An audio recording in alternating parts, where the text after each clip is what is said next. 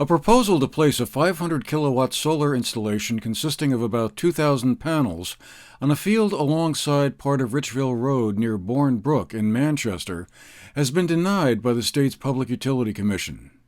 The project would have had an, quote, undue adverse effect on aesthetics, unquote, the commission decided, adding that they believed an average person observing the project from the homes on Richville Road would find this unscreened view offensive because of the project's proximity to the road and homes, and because of the project's scale in relation to its setting next to the entrance to a residential neighborhood. That factor overrode other considerations such as public health and safety, waste disposal, and transportation, among others, although other concerns about possible flooding were also noted.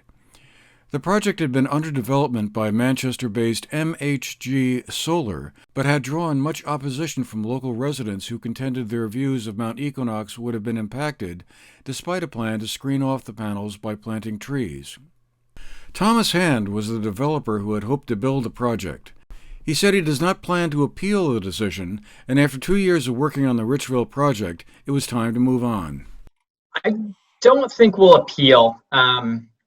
I mean, there's not really any new evidence, right? It kind of just comes down to aesthetics, right? And the PUC has said, the Planning Commission, Select Board approval, the Regional Planning Commission approval, Department of Public Service saying it's not a problem, our aesthetic experts saying it's not a problem, is overweighed by, a handful of neighbors that say that it is a problem aesthetically. So, I don't know.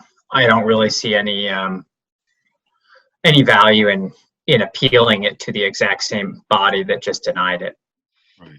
I mean, it's sort of the unfortunate thing with this PUC decision. They're using a lot of the language from the town and the regional plan, saying that Equinox is a scenic resource that needs to be protected. And as there's almost nowhere you can be in Manchester where Equinox isn't going to be a backdrop to if you're looking up at the skyline. So I don't know. It's not entirely clear to me what, given this PUC ruling, really what makes a good site, aside from being totally invisible, there just aren't very many of those.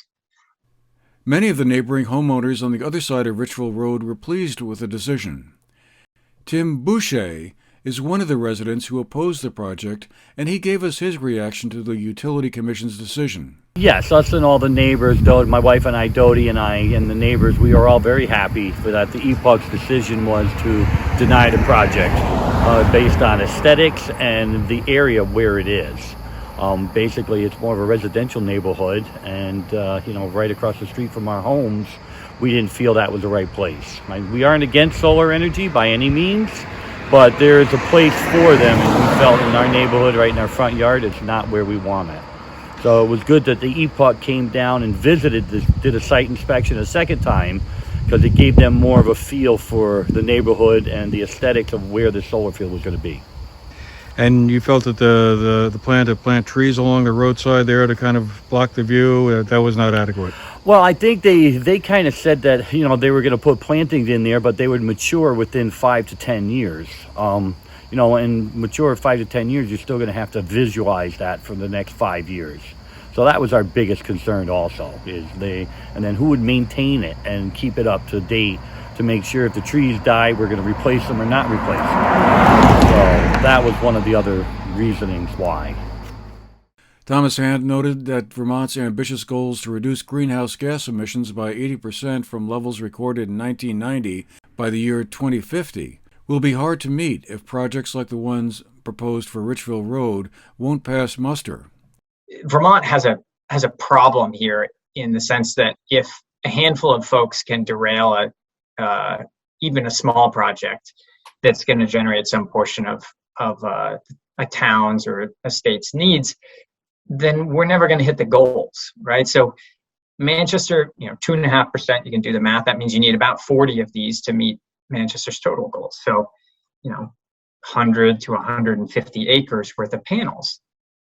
Now, if a handful of neighbors can say, well, I don't like to look at it, and the PUC decides that that's grounds for blocking it, how are you ever going to build 100 or 150 acres of solar panels in the Manchester area?